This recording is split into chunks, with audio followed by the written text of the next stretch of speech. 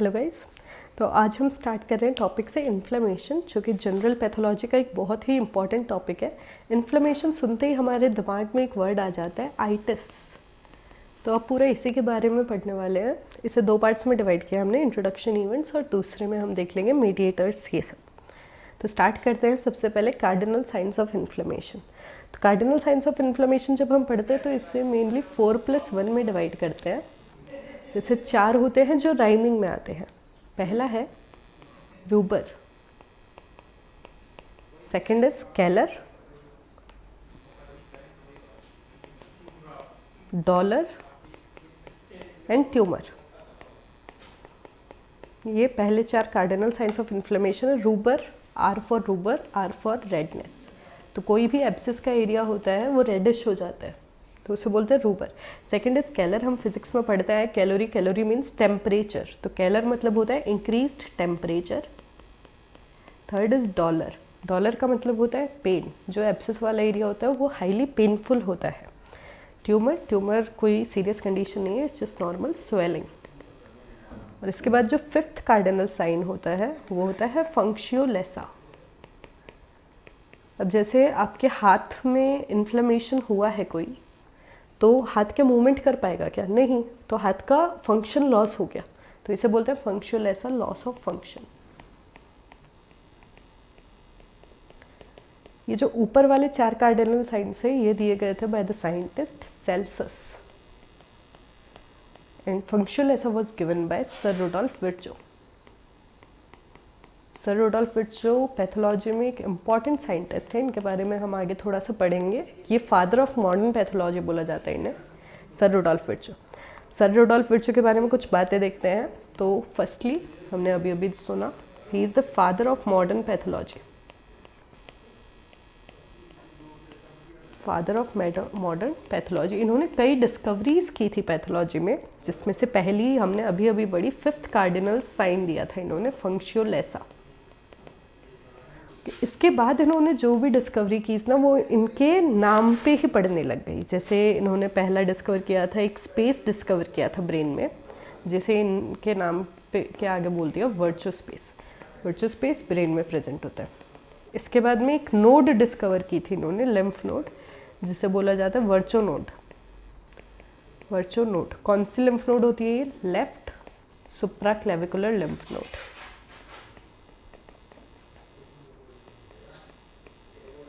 Left supraclavicular lymph node की एक खास बात होती है कि ये मेटास्टेसिस परफॉर्म करती है बहुत ज़्यादा। तो कौन से कैंसर के साथ ये मेटास्टेसिस करती है?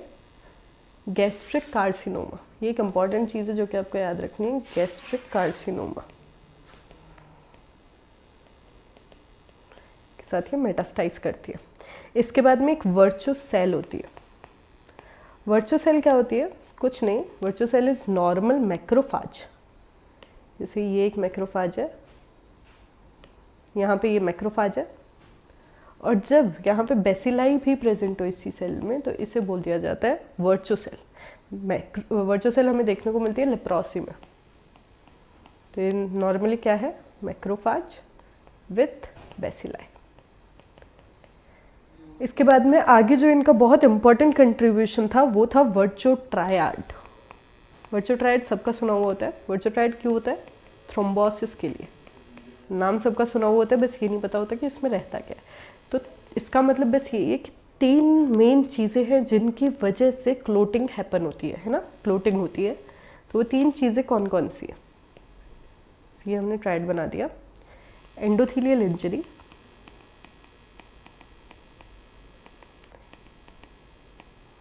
जैसे एंडोथेलियल इंजरी होती है तो या तो ब्लड फ्लो रुक जाता है जिसे बोलते हैं स्टेसिस, या फिर बहुत स्पीड में होने लगता है जिसे बोलते हैं टर्ब्युलेंट ब्लड फ्लो। और तीसरा होता है हाइपर कोएगुलेबिलिटी। तो ये जो 3 बेस है, इन तीनों की हेल्प से, इन तीनों की क्यूमुलेटिव इफेक्ट से most common process of human body होता है जिसे बोलते हैं क्लॉटिंग, क्लॉट फॉर्मेशन। तो ये था वर्चो ट्रायड। अब आते हैं हम मेन टॉपिक पे, इन्फ्लेमेशन। तो इन्फ्लेमेशन का सबसे पहले हम क्लासिफिकेशन देखते हैं। क्लासिफिकेशन नाम सुनते ही हमारे दिमाग में आ जाता है एक्यूट, क्रॉनिक, लेकिन वो यहाँ पे नहीं आएंगे। फिलहाल हम क्लासीफाई कर रहे हैं इसे based on fluid type. Fluid type के बेसिस पे 4 टाइप के इन्फ्लेमेशंस होते हैं: serous inflammation, fibrinous inflammation, purulent inflammation और कैटरल इन्फ्लेमेशन। ये 4 टाइप के इन्फ्लेमेशन हो गए। अब जैसे कोई भी एब्सेस रहता है तो आपने नोटिस किया होगा उसमें पस तो आती है, तो वो आते हैं प्यूरुलेंट इन्फ्लेमेशन में। पस कहाँ पे देखने को मिलती है? एब्सेस में। इसके बाद में कैटरल इन्फ्लेमेशन आपको देखने को मिलता है कॉमन कोल्ड में। कॉमन कोल्ड में क्या होता है? सबको ये कॉमन कोल्ड तो म्यूकस प्लस वाटर रिलीज होता है ना, सबने ऑब्जर्व किया होगा। तो ये होता है टाइप ऑफ कैटरल इन्फ्लेमेशन। अब आगे के 2 जो अपने सुने हुए नहीं है, सीरस, सीरस मतलब होता है वाटरी और फिब्रिनस मतलब होता है थ्रेडी।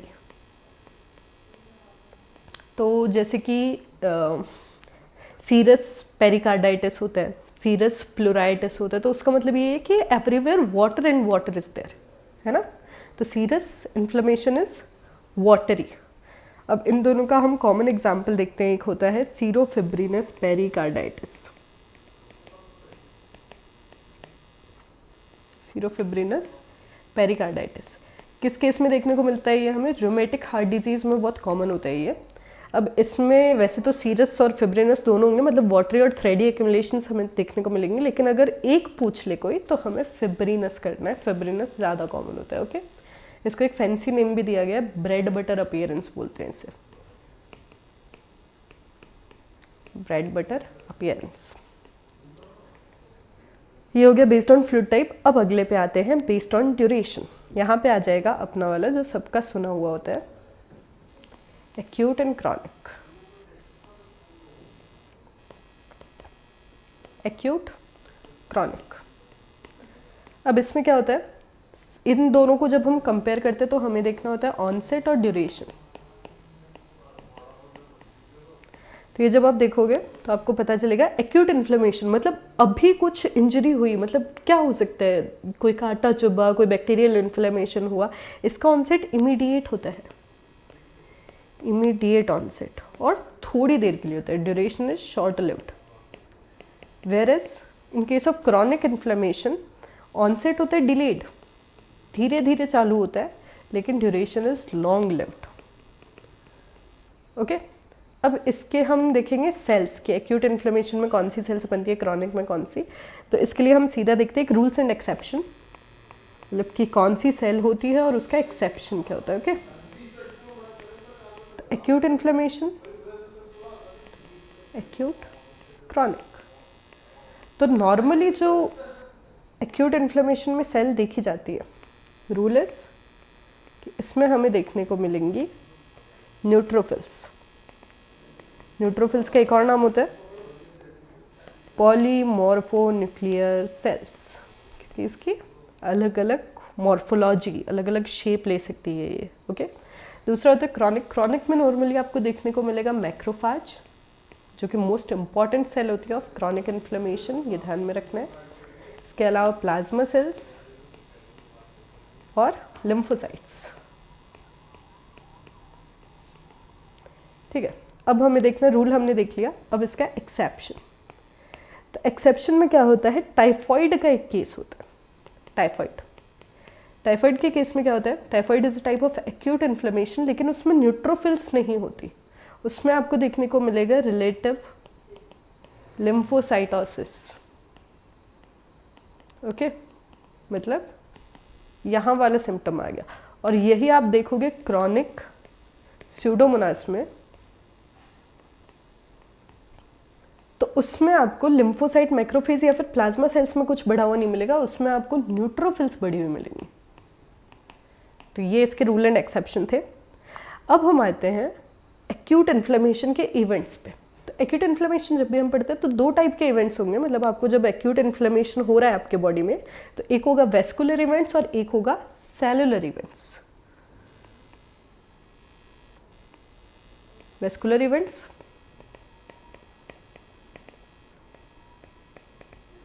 And cellular events. Vascular events होते हैं 4 और सेलुलर इवेंट्स होते हैं 7। अब कौन कौन से होते हैं वेस्कुलर इवेंट्स, कौन कौन से होते हैं सेलुलर इवेंट्स, ये हम बाद में पढ़ेंगे। सेलुलर इवेंट्स नॉर्मली होते हैं जो WBCs में अपन को देखने को मिलता है, और वेस्कुलर इवेंट्स आपको कहाँ पर खुद पे देखने को मिलेंगे, आर्टेरियोल्स, वेन्यूल्स, कैपिलरीज, ये जगह होती है जहाँ पे आपको वेस्कुलर इवेंट्स देखने को मिलेंगे। वेस्कुलर इवेंट्स को डिटेल में पढ़ते हैं। तो सबसे पहला वेस्कुलर इवेंट होता है वेसोकॉन्स्ट्रिक्शन। वेसोकॉन्स्ट्रिक्शन, वेसोकॉन्स्ट्रिक्शन हमने पढ़ा फर्स्ट इवेंट है। ये ट्रांजिएंट इवेंट होता है। ट्रांजिएंट मतलब जैसे ही कोई इंजरी हो तुरंत स्टार्ट हो जाएगा, ठीक है। सबसे पहला जो चीज़ होनी है वो उनके ट्रांजिएंट, पर बहुत कम देर के लिए, ठीक है, ज़्यादा देर के लिए नहीं होता, तो उसे बोलते हैं transient, for few seconds only. और इसके बाद में एक इसका पॉइंट होता है कि रिफ्लेक्स होता है, कोई भी इंजरी हुई उसके रिफ्लेक्स में निकल के आएगा, ओके। दूसरा हम पढ़ते हैं इंपॉर्टेंट जो होता है वो होता है वेजोडाइलेशन। वेजोडाइलेशन में क्या होता है, देखिए ये आपकी कोई भी ब्लड वेसल है, ये हो जाती है डायलेट। वेजोडाइलेशन मतलब ब्लड वेसल डायलेट, तो इससे क्या होगा, ब्लड फ्लो इंक्रीज हो जाएगा, इंक्रीज ब्लड फ्लो। अब ये कौन करवाता है, मतलब वेजोडाइलेशन किसने करवाया, तो इसके लिए मीडिएटर्स देखते हैं हम। तो इसके मीडिएटर्स होते हैं हिस्टामिन एंड सेरोटोनिन, ठीक है। अब इसमें होता क्या है, मतलब ब्लड फ्लो इंक्रीज हो गया, उसकी वजह से क्या होगा, हमने अभी अभी कार्डिनल साइंस ऑफ इन्फ्लेमेशन पढ़े थे। तो कार्डिनल साइंस ऑफ इन्फ्लेमेशन में वेजोडाइलेशन की वजह से कौन कौन से साइंस देखने को मिलेंगे। तो पहला होता है रूबर, रेडनेस, ब्लड फ्लो इंक्रीज हुआ तो रेडनेस देखने को मिलेगी। और दूसरा होता है कैलर, टेम्परेचर इंक्रीज हो जाएगा उस जगह का, ठीक है। ये हो गए 2 वेस्कुलर इवेंट्स। तीसरा वेस्कुलर इवेंट होता है इंक्रीज्ड वेस्कुलर परमिएबिलिटी, मतलब वेस्कुलर परमिएबिलिटी बढ़ जाती है। वेस्कुलर परमिएबिलिटी बढ़ जाएगी, उससे क्या होगा, एक्सुडेट्स बाहर आने लगेंगे। अब इसे पढ़ते हैं क्या है, जैसे देखिए ये एक ब्लड वेसल है, ब्लड वेसल्स को लाइन करने वाली सेल्स को क्या बोलते हैं, एंडोथीलियल सेल्स। हमने सबने पढ़ा है और ये बहुत इंपॉर्टेंट है। ब्लड वेसल्स को लाइन करने वाली सेल्स को बोलते हैं एंडोथीलियल सेल्स,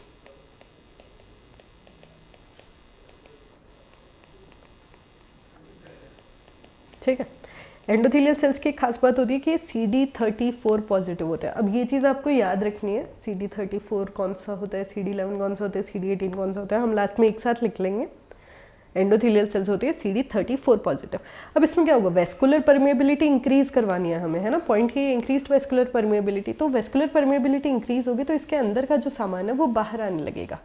तो क्या क्या बाहर आता है इसमें, प्लाज्मा, प्लाज्मा प्रोटीन्स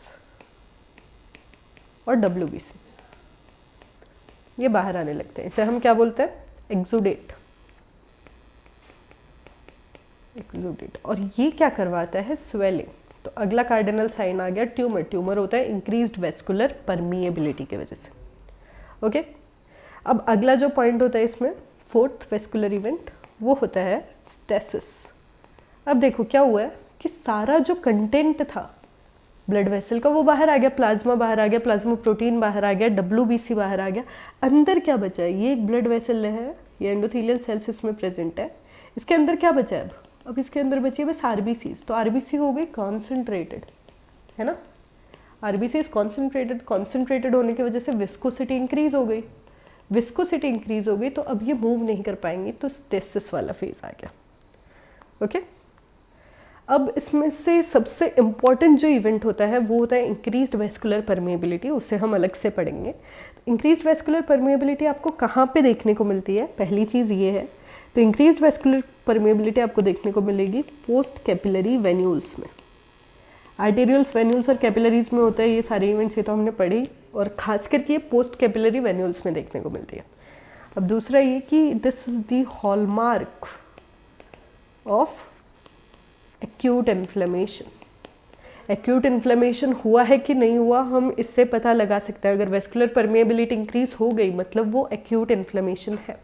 अब इससे इसकी मैकेनिज्म पूछी जाती है हमसे, तो हम पढ़ेंगे वेस्कुलर परमेबिलिटी इंक्रीज कैसे हुई आखिर। ठीक है, तो इसके मैकेनिज्म में पहली चीज आती है endothelial gap formation. Endothelial gap formation. अब जैसे कि ये एक ब्लड वेसल है, ये इधर एंडोथीलियल सेल्स है, तो एंडोथीलियम में गैप कैसे बनेगा कि या तो ये एंडोथीलियल सेल्स कॉन्ट्रैक्ट हो जाएंगी या फिर रिट्रैक्ट हो जाएंगी। तो कॉन्ट्रैक्शन और रिट्रैक्शन, कॉन्ट्रैक्शन और रिट्रैक्शन, ये इसका कॉज होता है कि एंडोथेलियल सेल्स का कॉन्ट्रैक्शन या फिर रिट्रैक्शन हुआ तो उसके बीच में गैप बना। गैप बना उसकी वजह से क्या हुआ, जो भी एक्सुडेट था, हमने पढ़ा था प्लाज्मा प्रोटीन, प्लाज्मा और WBCs, ये बाहर आ गए। ठीक है, अब हम देखते हैं कि इसके मीडिएटर्स कौन होते हैं, मतलब ये जो गैप बना ये किसकी वजह से बना। तो हमने जो पहले पढ़े थे हिस्टामिन, सेरोटोनिन, वही यहाँ पे मीडिएटर्स होते हैं। मीडिएटर्स हिस्टामिन एंड सेरोटोनिन, तो ये बहुत ही इंपॉर्टेंट चीज़ है, याद रखनी है सबको। इसके बाद में अगले पे आते हैं, अगला मैकेनिज्म क्या होता है, किसकी वजह से वेस्कुलर परमेबिलिटी बढ़ सकती है, तो वो होता है डायरेक्ट एंडोथीलियल इंजरी।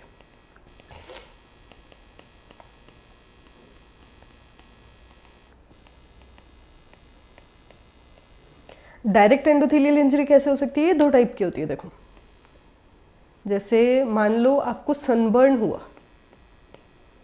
तो सनबर्न क्या इमीडिएटली हो जाता है क्या, मतलब एंडोथीलियम को इंजरी पहुंचेगी ऑफकोर्स सनबर्न से, है ना। तो वो क्या होता है, ऐसे आप धूप में गए और आपको सनबर्न हो गया, ऐसा होता है क्या कभी भी नहीं। जब आप 6-7 घंटे लगातार धूप में रहते हैं तो आपको सनबर्न होता है, तो इसे बोलते हैं डिलेड सनबर्न। डिलेड सनबर्न, और इसका रिस्पॉन्स कैसा होता है, डिलेड, लेट रिस्पॉन्स आता है ना। लेकिन क्या वो ऐसे रिस्पॉन्स आते ही सही हो गया, मतलब आपको सनबर्न हुआ और वो अभी के अभी ठीक हो जाएगा क्या, नहीं, उससे बहुत टाइम लगता है सही होने में भी। तो this is delayed and prolonged response. दूसरी टाइप की एंडोथेलियल इंजरी होती है कि आपको सीधा कोई बर्न हो गया या फिर सेप्सिस, है ना। तो this is second example of direct endothelial injury. इस केस में क्या होता है, कोई भी बर्न सेप्सिस होता है उसमें क्या इमीडिएट रिएक्शन आती है और बहुत देर तक रहता है वो भी, इमीडिएट सस्टेन्ड रिस्पॉन्स। ठीक है, तो ये दो चीज़ें दिमाग में रखनी है। पहला हमने पढ़ा था एंडोथेलियल गैप फॉर्मेशन, दूसरा हमने देखा डायरेक्ट एंडोथेलियल इंजरी। अब तीसरा मैकेनिज्म आता है ल्यूकोसाइट मीडिएटेड इंजरी। सी क्या आ गया, leukocyte mediated injury. Leukocyte mediated injury का मतलब क्या है कि जो WBC प्रेजेंट है वो कुछ ऐसा रिलीज करेंगे जिसकी वजह से एंडोथेलियल सेल डैमेज हो जाए। ये एंडोथेलियल सेल से अंदर WBCs प्रेजेंट है, अब ये कुछ ऐसा रिलीज करेंगे कि एंडोथेलियल सेल डैमेज हो जाए। वो क्या रिलीज करती है, एंजाइम्स। तो क्या प्रोसेस होगा इसका, बाय रिलीजिंग एंजाइम्स। ठीक है, और ये एंडोथेलियल सेल को कर दिया डैमेज। अब यहाँ से ऑफ कोर्स वो निकल के जाएंगे जो भी एक्सुडेट अपना हो। अब अगली चीज़ आती है इसमें, फोर्थ मैकेनिज्म होती है डी, ट्रांससाइटोसिस। ट्रांससाइटोसिस, इसके साथ साथ हम एंजियोजेनेसिस भी देखेंगे इधर। अब ट्रांससाइटोसिस क्या होती है, मतलब आपको अगर एक्सुडेट को बाहर निकलवाना है तो कोई टनल बनानी पड़ेगी। ये एक एंडोथेलियल सेल है, इसमें से कोई टनल बना दो, फिर सीधा एक्सुडेट बाहर आ जाएगा, है ना। तो वो जो टनल होती है उसका नाम होता है VV ऑर्गेनल। ट्रांससाइटोसिस कैसे होता है, bye formation of VV organelle. अब VV ऑर्गेनल क्या होता है, vesico vacuolar organelle, sorry, vesico vacuolar organelle. अब दूसरा ये तो क्या हो गया, थ्रू सेल ट्रांसफर हो गया, है ना, सेल के अंदर से हुआ है, बेसिक टनल बना दी। दूसरा एंजियोजेनेसिस। एंजियोजेनेसिस करवा सकते हैं हम अगर हमको इन्फ्लेमेटरी रिस्पॉन्स देना है तो। एंजियोजेनेसिस में क्या होता है, जो इमेच्योर ब्लड वेसल होती है उसमें एंडोथीलियल सेल्स के बीच में गैप रहता है, और मैच्योर ब्लड वेसल में वो गैप हो जाता है कवर। ठीक है, तो ये है इमेच्योर ब्लड वेसल,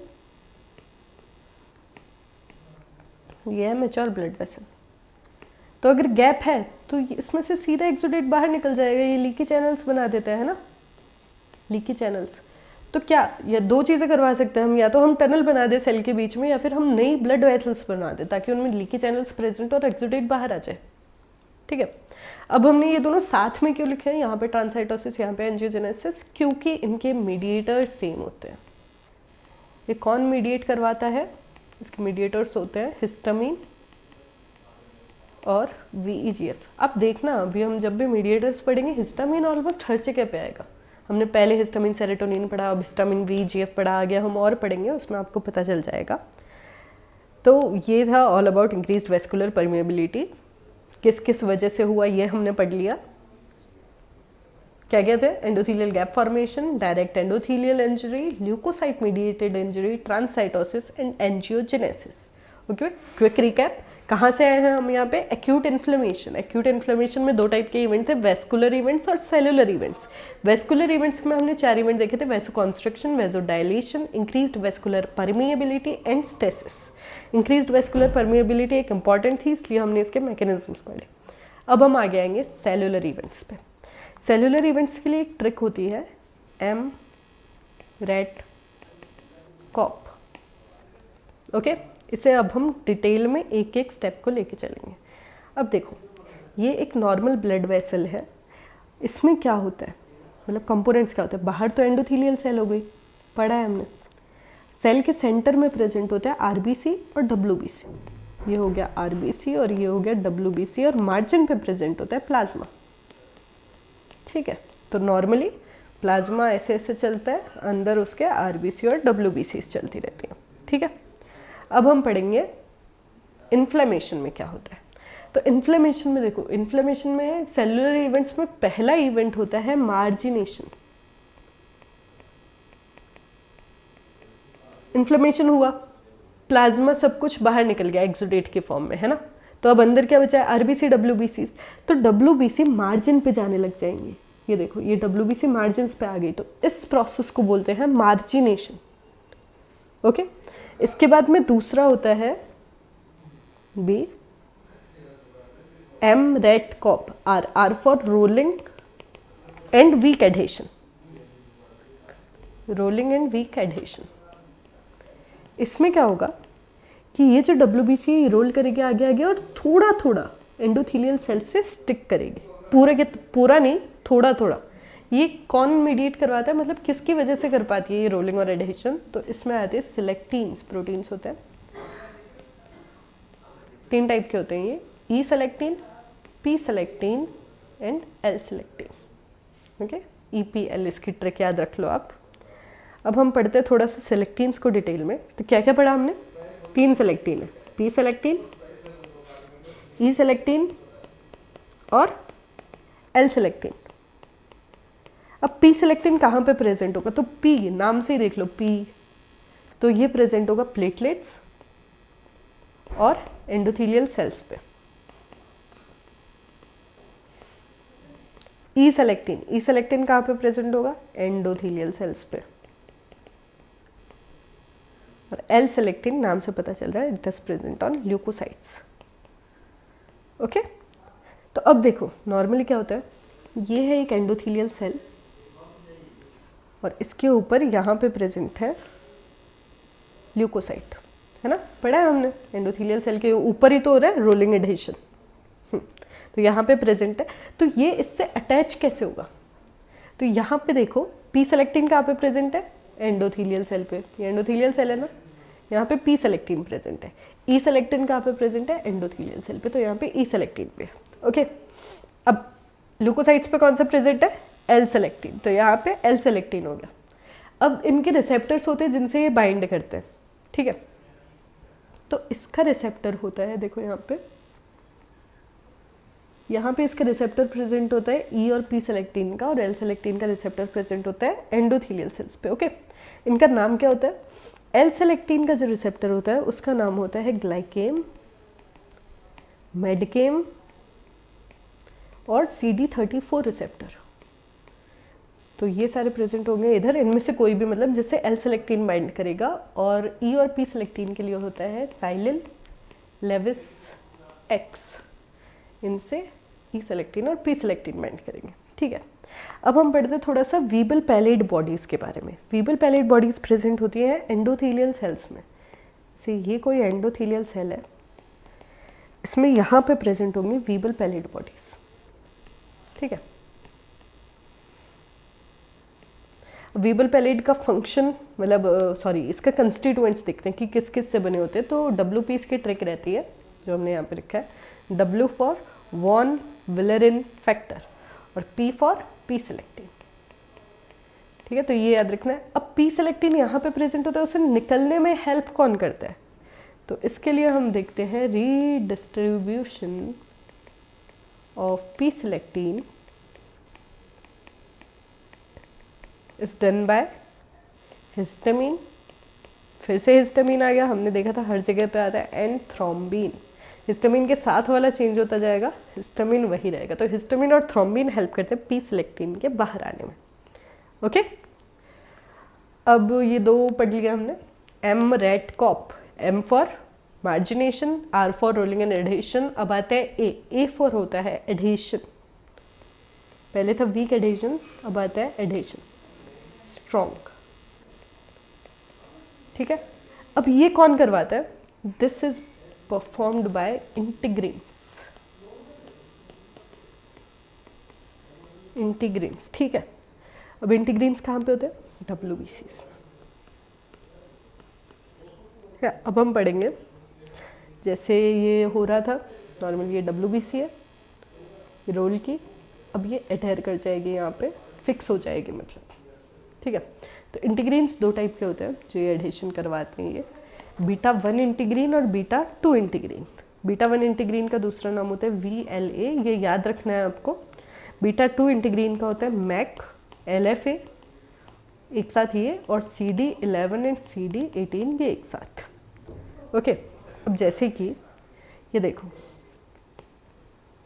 ये एक एंडोथेलियल सेल है, यहाँ पे प्रेजेंट है ल्यूकोसाइट। ओके, अब यहाँ पे प्रेजेंट होते हैं ल्यूकोसाइट पे हमने देखा β1 रिसेप्टर और β2 रिसेप्टर। β1 रिसेप्टर को क्या बोलते हैं? VLA। तो इसका एंडोथेलियल सेल पे प्रेजेंट, ये β1 इंटीग्रीन एंड β2 इंटीग्रीन, इसका रिसेप्टर प्रेजेंट होगा एंडोथेलियल सेल पे VCAM, जिसे बाइंड करेगा और एडहेशन करवाएगा। ओके, β2 इंटीग्रीन, इसके नाम क्या थे? LFA, MAC, CD11 and CD18। इसके रिसेप्टर प्रेजेंट हो गए एंडोथेलियल सेल पे, जिसे हम बोलते हैं ICAM। ICAM रिसेप्टर के बारे में थोड़ा सा और पढ़ते हैं। ICAM रिसेप्टर कहाँ कहाँ प्रेजेंट होते हैं? ये हो गया ICAM। तो ICAM प्रेजेंट होते हैं राइनो वायरसेस में। राइनो वायरस एक RNA वायरस होता है, सबको पता है। दूसरा, प्लाज्मोडियम फेल्सीपेरम के बाइंडिंग के लिए भी ICAM रिसेप्टर से होते हैं। प्लाज्मोडियम फेल्सीपेरम क्या करवाता है? सेरेब्रल मलेरिया, सबसे मैलिग्नेंट जो मलेरिया होता है वो प्लाज्मोडियम फेल्सीपेरम में करवाता है। वो भी ICAM के साथ बाइंड होता है, stick to blood vessel in cerebral via ICAM। Okay, जैसे ये है प्लाज्मोडियम फेल्सीपेरम, तो ये एंडोथेलियल सेल्स में स्टिक करेगा बाय ICAM। ओके, और सेरेब्रल मलेरिया करवाएगा। तीसरा होता है β2 इंटीग्रीन। β2 इंटीग्रीन से तो अभी हमने पढ़ा ही है, बाइंड होता ही है। ये तीन चीज़ें होती हैं जहाँ पे ICAM रिसेप्टर काम आता है। अब ये हो गए 3 एडहेशन तक। अगला आता है T फॉर ट्रांसमाइग्रेशन और डायपिडेसिस। ट्रांसमाइग्रेशन और डायपिडेसिस। डायपिडेसिस किसे बोलते हैं? कि सेल के अंदर से, मतलब जैसे WBC अपनी शेप चेंज करके श्रिंक हुआ के सेल के अंदर से निकलने की कोशिश करेगी, उस प्रोसेस को बोला जाता है डायपिडेसिस। ये कौन करवाता है? बाय PCAM एंड CD31 ये परफॉर्म करवाता है ट्रांसमाइग्रेशन। अब इसमें होता क्या है, मतलब ये बेसल मेम्ब्रेन प्रेजेंट होती है एंडोथेलियल सेल्स के नीचे, तो ये ब्रेक होगी बेसल मेम्ब्रेन और उसके थ्रू निकल जाएगी WBC बाहर। तो ये बेसल मेम्ब्रेन को का ब्रेकडाउन कौन करवाता है? ब्रेकडाउन ऑफ बेसल मेम्ब्रेन ये होता है बाय MMP। MMP क्या होता है? Matrix metallo proteinase. ठीक है, अब हमने इतने सारे CD मार्कर्स पढ़ लिए, तो एक साथ सारे CD मार्कर्स एक ग्लेंस पे देख लेते हैं हम। CD मार्कर्स, तो सबसे पहले तो एंडोथीलियल सेल्स के लिए हमने CD मार्कर पढ़ा था। कौन सा? ये बहुत इंपॉर्टेंट है, MCQs में बहुत ज़्यादा पूछा जाता है। 34 CD34 फॉर एंडोथीलियल सेल्स। सिलेक्टीन्स के लिए पढ़ा था ना? सिलेक्टीन्स के लिए होता है CD62 रिसेप्टर। बीटा 2 इंटीग्रीन के लिए अभी अभी पढ़ के आए तो CD11 और CD18 फॉर पिकैम और ट्रांसमाइग्रेशन, उसके लिए कौन सा यूज़ करते हैं? CD31। तो ये CD मार्कर्स हैं जो कि आपको याद रखना है। अब हम आते हैं अपने अगले सेलुलर इवेंट पे। ट्रांसमाइग्रेशन तक हम पढ़ चुके हैं, रेट हो गया। अब कॉप स्टार्ट करते हैं। तो cop, C for chemotaxis. Chemotaxis क्या होता है? कीमोटैक्सिस होता है यूनिडायरेक्शनल मूवमेंट, केमिकल की तरह सीधा सीधा मूवमेंट करेगा वो। ठीक है, तो this is unidirectional targeted movement of WBC। किसकी तरफ? Towards bacteria, towards bacteria. अब देखो, ये है WBC, ये सीधा सीधा बाहर जा रही है बैक्टीरिया की तरफ। ये है एक बैक्टीरिया। ओके, तो इसे बोलते हैं chemotaxis, unidirectional movement, targeted movement. अब किसकी वजह से हो रहा है? तो हम पढ़ेंगे कीमोटैक्टिक एजेंट्स। तो ये दो टाइप के होते हैं, एक होते हैं एक्सोजीनस और एक होते हैं एंडोजीनस। एक्सोजीनस कीमोटैक्टिक एजेंट्स कौन कौन से होते हैं? Bacterial products. जो भी बैक्टीरियल प्रोडक्ट्स रिलीज होते हैं वो एक्सोजीनस कीमोटैक्टिक एजेंट्स की तरह एक्ट करते हैं। और एंडोजीनस की ट्रिक होती है LIC, L for LTB4, I for interleukin 8 and C for C5A। तो ये आपको याद रखना है कीमोटैक्टिक एजेंट्स कौन कौन से होते हैं। आगे हम आते हैं अपने अगले सेलुलर इवेंट पे। कॉप, C हो गया कीमोटैक्सिस। अगला है O फॉर ऑप्सोनाइजेशन। अब ऑप्सोनाइजेशन क्या होता है? ये बैक्टीरिया के पास WBC आ गया। अब बैक्टीरिया के बाहर से एक लेयर बन जाएगी जो कि उसे टेस्टियर बनाएगी। अब बताओ, कोई भी खाना है, अपन नॉर्मल रोटी सब्जी खाते हैं, अगर उसमें थोड़े से और हम सब्जियों में मसाले ऐड कर देंगे, जो भी आपको पसंद है, कड़ी पत्ता लगा दिया उसमें, तो उससे वो टेस्टी हो जाएगा। वो ज़रूरी है क्या? नहीं ना। तो it is not mandatory, not mandatory. ये एक्ट करता है बोनस की तरह, है ना? ठीक है, इसमें होता क्या है? ये जो कवरिंग है, ये किस चीज़ की कवरिंग है? ऑप्सोनिन की। तो ऑप्सोनिन कवरिंग हो जाती है अराउंड बैक्टीरिया। मतलब इसका पर्पस क्या होता है? To make bacteria tastier. क्योंकि हमें अल्टीमेटली करना क्या है? देखो, हर चीज़ में अपन ये पढ़ रहे हैं ना, तो ऐसा नहीं कि अभी तक आया नहीं तो अपन को आना नहीं चाहिए। आगे फेगोसाइटोसिस ही आएगा। इतना कुछ हो रहा है तो आगे एनगल्फ तो करेगा ही ना बैक्टीरिया को। बैक्टीरिया हम अपने बॉडी में क्यों रखेंगे? ठीक है, तो इसका मेन फंक्शन होता है टू मेक बैक्टीरिया टेस्टियर। ये मैंडेटरी स्टेप नहीं होता। अब हम पढ़ रहे हैं ऑप्सोनिन्स क्या होते हैं। ऑप्सोनिन्स के बारे में तो 3 मेन चीज़ें होती है जो ऑप्सोनिन की तरह एक्ट करती हैं। पहला होता है IgG। ये मोस्ट इम्पॉर्टेंट ऑप्सोनिन होती है, ये आपको याद रखना। मोस्ट इम्पॉर्टेंट ऑप्सोनिन सीधा MCQ में पूछा जाएगा, तो आंसर होगा IgG। दूसरे होते हैं कॉम्प्लीमेंट प्रोटीन्स। कौन कौन से कॉम्प्लीमेंट प्रोटीन्स होते हैं जो ऑप्सोनिन की तरह एक्ट करते हैं? C3b, C4b and C5b। Okay, and third is plasma proteins. कौन सा प्लाज्मा प्रोटीन? फिब्रिनोजन।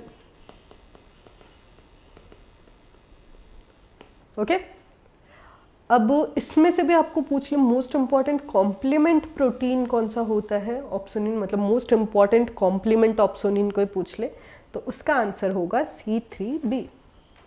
ओके, अब हम आते हैं अगले इवेंट पे, एमरेट कॉप। तो P फॉर फेगोसाइटोसिस। अब फेगोसाइटोसिस में देखना 3 मेन चीज़ें देखने को मिलती है अपन को। तो इसमें फर्स्ट कौन सी होती है? Recognition and attachment. अभी मान लो आप खाना खा रहे हो, बना रहे हो, ऑर्डर कर रहे हो, कुछ भी कर रहे हो, है ना, तो सबसे पहले आप क्या करोगे कि हम क्या बनाना है ये सोचते हो, है ना, या फिर जोमेटो कर रहे हो तो आप देखोगे क्या क्या खाने में अवेलेबल है, तो रिकग्नाइज करोगे पहले। तो पहला होता है रिकग्निशन, दूसरा होता है आप उसे खा जाओगे, तो दिस इज एनगल्फमेंट। और क्योंकि हम बैक्टीरिया की बात कर रहे हैं, खाने को भी कह सकते हैं कि आपका खाना मर गया तो तीसरा होता है किलिंग। ओके, अब रिकग्निशन एंड अटैचमेंट में देखेंगे हम क्या क्या चीज़ें आती हैं। तो रिकग्निशन एंड अटैचमेंट में इसके लिए क्या करना है, मतलब हमें अटैच करना है तो क्या चाहिए? रिसेप्टर्स चाहिए। तो रिसेप्टर बनता है IgG के लिए, मेनोज रिसेप्टर बनता है बैक्टीरिया के लिए, और एक कॉमन रिसेप्टर होता है स्कैवेंजर रिसेप्टर, जो कि सबके लिए होता है। ठीक है, दूसरा है एनगल्फमेंट। एनगल्फमेंट, फूड अंदर गया, किसके अंदर गया? मैक्रोफेज के अंदर। तो वहाँ पे क्या बनेगा? फेगोलाइसोसोम। कैसे बनेगा ये हम आगे देखेंगे, पर फेगोलाइसोसोम बनता है, एक बार के लिए ये याद रखना है। किलिंग 2 टाइप्स की होती है यहाँ पे, O2 dependent killing and O2 independent killing. Okay, अब O2 डिपेंडेंट किलिंग कैसे होती है? ये होती है MPO halide H2O2 system. H2O2 MPO halide system बोलते हैं वैसे उसे, H2O2 MPO हैलाइड सिस्टम। इससे O2 डिपेंडेंट किलिंग होती है, ये ज़्यादा पोटेंट होती है ना, more potent then O2 independent killing, तो ये याद रखना। अब हम देखते हैं कैसा होता है। अब देखो, रिकग्निशन एंड अटैचमेंट जो हमने पहला स्टेप पढ़ा, ये है कोई मैक्रोफाज, मैक्रोफाज और न्यूट्रोफिल। यहाँ पे प्रेजेंट है बैक्टीरिया। ओके, अब यहाँ पे क्या होगा? बैक्टीरिया के बाहर से हमने क्या लगाया था? ऑप्सोनिन्स। ऑप्सोनिन्स क्या था? IG एक ऑप्सोनिन था ना, तो इधर है IgG सॉरी, और इधर प्रेजेंट है रिसेप्टर फॉर IgG, है ना। अगर ये बैक्टीरिया तो इसमें मेनोज प्रेजेंट होता है, तो अपने पास मेनोज रिसेप्टर भी है, और एक और है स्कैवेंजर रिसेप्टर। तो अगर वही था कि वो मैंडेटरी स्टेप नहीं था IgG वाला, ऑप्सोनिन वाला, तो अगर ये नहीं भी होता तो मेनोज रिसेप्टर या स्कैवेंजर रिसेप्टर के साथ ये बाइंड कर जाता, सिंपल सी बात थी। ठीक है, ये हो गया रिकग्निशन एंड अटैचमेंट। दूसरा आता है एनगल्फमेंट। अब क्या होगा? ये जो मैक्रोफेज है, ये बैक्टीरिया के अराउंड फॉर्म करेगी सूडोपोडिया, है ना, इसके अंदर आ जाएगा बैक्टीरिया, सूडोपोडिया बन गया। अब ये यहाँ से बंद हो जाएगा, अंदर जाके अंदर आ गया बैक्टीरिया। अब यहाँ पे किसका फॉर्मेशन होगा? मैक्रोफेज के अंदर जब आ गया तो इसे क्या बोलेंगे हम? अब इसे हम बोलेंगे फेगोसोम। बाद में ये बाइंड होगा लाइसोसोम के साथ। लाइसोसोम के साथ बाइंड होके ये क्या बनाएगा? अभी अभी हमने पढ़ा था वो ना, फेगोलाइसोसोम। तो ये क्या बन गया? फेगोलाइसोसोम। ओके, अब हमें नेक्स्ट स्टेप करना है किलिंग। किलिंग 2 टाइप की थी, O2 डिपेंडेंट और O2 independent. O2 dependent killing कौन सी होती है? H2O2 MPO halide system. ठीक है, तो इसमें क्या रहता है? जैसे देखो, हमने फेगोलाइसोसोम बनाया था, ये फेगोलाइसोसोम की मेम्ब्रेन है, बाहर प्रेजेंट है ऑक्सीजन, सबको पता है। अब वो ऑक्सीजन जाएगी अंदर और बनाएगी सुपर ऑक्साइड। ठीक है, अब ये मोस्ट इंपॉर्टेंट एंजाइम जो ये ट्रांसपोर्ट में हेल्प करता है और सुपर ऑक्साइड का फॉर्मेशन करवाता है, वो होता है NADPH ऑक्सीडेज, जिसे हम फॉक्सजीन भी बोलते हैं। ठीक है, ये फेगोलाइसोसोम के मेम्ब्रेन है। अब ये अंदर चला गया, अब ये कन्वर्ट होगा H2O2 में by SOD, and then MPO। देख रहे हैं हम, H2O2 MPO हैलाइड सिस्टम है, H2O2 बन गया। MPO और हैलाइड, हैलाइड में क्लोराइड आता है। ठीक है, MPO क्या होता है? माइलोपेरोक्सीडेज। माइलोपेरोक्सीडेज ये क्या करेंगे? इससे HOCl में कन्वर्ट कर देंगे। अब HOCl अपन ने केमिस्ट्री में भी पढ़ा है, HOCl होता है ब्लीचिंग पाउडर। मतलब हमें बैक्टीरिया को डिस्ट्रॉय करने के लिए ब्लीचिंग पाउडर जैसा कोई स्ट्रॉन्ग सब्सटेंस बनाना पड़ता है। ये अल्टीमेटली क्या करेगा, HCl बैक्टीरिया को, जो भी अपना बैक्टीरिया था उसे मार देगा। ओके, तो बैक्टीरिया मर गया। दूसरा एक और चीज़ हो सकती है, आर्जिनिन पाथवे होता है। मतलब हमें mainly H2O2 MPO halide system याद रखना, बहुत सारे पाथवे होते हैं इसके। H2O2 MPO हैलाइड हमने पढ़ लिया, इसके अलावा एक आर्जिनिन और देख लेते हैं। आर्जिनिन में क्या होता है, आर्जिनिन कन्वर्ट होता है नाइट्रिक ऑक्साइड में बाय नाइट्रिक ऑक्साइड सिंथेज, और नाइट्रिक ऑक्साइड सुपर ऑक्साइड के साथ बाइंड करती है और फिर बनाती है पर ऑक्सीनाइट्राइट, पर ऑक्सीनाइट्राइट, और ये जाके बैक्टीरिया को किल करता है। ठीक है, तो ये O2 डिपेंडेंट किलिंग थी। अब हम अगले पे आते हैं, O2 independent killing. O2 independent killing कैसे होगी, नॉर्मल सी बात है, एंजाइम से। तो पहला होता है लाइसोजाइम, जो इसमें हेल्प करता है, मतलब कुछ सब्सटेंसेस ये रिलीज करेंगे जो कि बैक्टीरिया को किल करवाएगा। लाइसोजाइम, लैक्टोफेरिन, डिफेंसिन, ये आपको नाम याद रखने हैं ना। Major basic protein, major basic protein MBP। वो MBP कहाँ से मिलता है अपन को, तो इओसिनोफिल्स से मिलता है। और इओसिनोफिल्स का फंक्शन अपन को पता है क्या होता है, फाइट्स पैरासिटिक इन्फेक्शंस। ओके, अब इसके बाद में होता है फिफ्थ इज कैथिलिडीन्स। कैथिलिडीन्स मॉलिक्यूल्स होते हैं जो कि हेल्प करते हैं O2 इंडिपेंडेंट किलिंग में। कैथिलिडीन क्या होता है, अपनी बॉडी में विटामिन D3 प्रेजेंट होता है, राइट। विटामिन D3 कन्वर्ट होता है कैथिलिडीन में, और कैथिलिडीन्स वो मॉलिक्यूल होते हैं, मतलब ये प्रोडक्शन करवाते हैं विटामिन D3 कैथिलिडीन का, और ये फाइट करते हैं अगेंस्ट TB।